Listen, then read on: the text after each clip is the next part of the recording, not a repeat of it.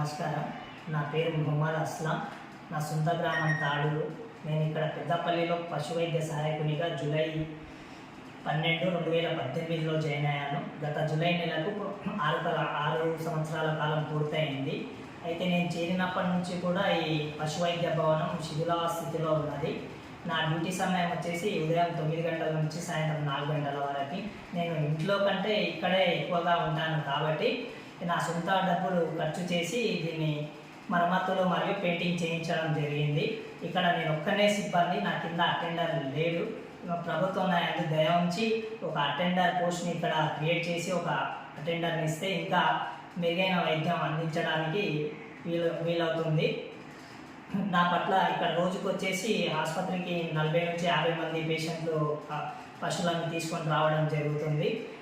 ఇక్కడ గ్రామస్తుల సహకారం కానీ పొలిటీషియన్ సహకారం కానీ నాకు చాలా మంచిగా ఉంది.